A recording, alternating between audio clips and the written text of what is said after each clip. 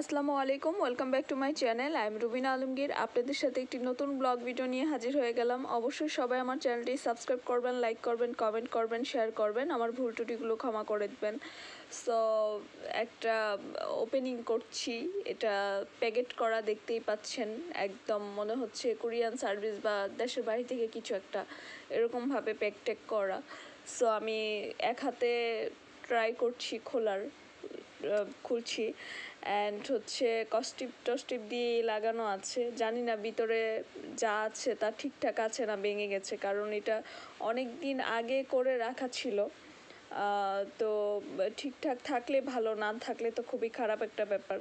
তারপরও অনেক দিন আগে একটা জিনিস যদি করে কোথাও রেখে দেওয়া হয়, এটা একটু অযত্ন হয়, একটু প্রবলেম হতেই পারে। সো এই হচ্ছে ব্যাপার। তো এক হাতে খোলা ট্রাই করছি, অনেকটা খুলে ফেলেছি। একটু পায়েরও আমি হেল্প নিচ্ছিলাম, পা দিয়ে একটু ধরছিলাম, এরকম একটা ব্যাপার। মনে হয় বোঝাই যাচ্ছে এটার ভিতর কি আছে, কিছু তো একটা আছে, এবং কি আমার অবশ্যই আমার ইমোশন জড়ানো, এবং কি আমার ভালো লাগারই বিষয়।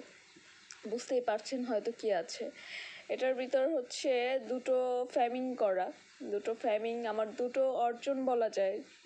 এই অর্জন দুটো থেকে যাবে, আমার মৃত্যুর পরেও থেকে যাবে এই দুটো অর্জন।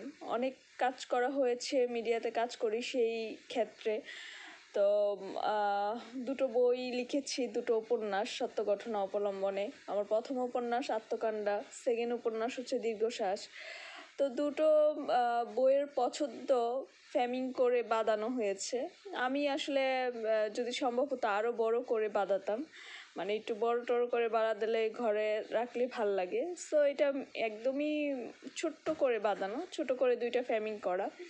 যেহেতু আমি উপস্থিত ছিলাম না, আমি না থাকা অবস্থাতে যতটুকু হয়েছে এতেই তো অনেক। এবং ফ্রেমিং করে কোথাও রেখে দেওয়া এবং কি সেটা আবার নিজের কাছে পাওয়া, এটা এক অন্য রকমের ভালো লাগা ব্যাপার, যে আমার নিজের কোনো অর্জনটাকে এত সুন্দর করে ফ্রেমিং বন্দি করে করা যায় এবং ঘরে সাজানোর একটা ব্যাপার থাকে। তো এটা একটা ভালো লাগার ব্যাপার ছিল। ফ্রেমিং করা হয়েছে পছন্দ দুটো।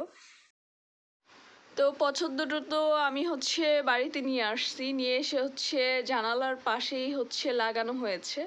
খুব মানে তাড়াহুড়োর মতো লাগানো হয়েছে, এজন্য হচ্ছে এই যে এই তার কাটা দেখতে পাচ্ছেন, এই তার কাটাটা বড় বড় লাগানো হয়ে গেছে। এটা আরও ছোট তার কাটা দিয়ে লাগানো হবে।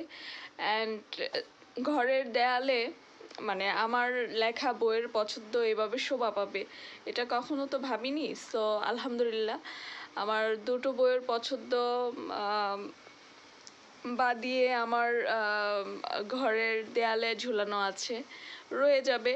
হয়তো আমি যতদিন বেঁচে থাকবো বা আমার পরবর্তী প্রজন্ম ওরা ওদের মাধ্যমে থেকে যাবে, বাট এর পরবর্তীতে তো আর নাও থাকতে পারে, কারণ তারপর থার্ড মানে জেনারেশনে তো অনেক কিছু বিলীন হয়ে যায়। সো যাই হোক, এটা একটা ভালো লাগার ব্যাপার যে নিজের কিছু একটা এত সুন্দরভাবে দেয়ালে যখন নিজের ঘরের শোভা পায়। সো এই ছিল আসলে আমার অনুভূতি বা ভালো লাগা খারাপ লাগা সব শেয়ার করি। এই ছিল আপনাদের সাথে আজকে শেয়ার করার বিষয়।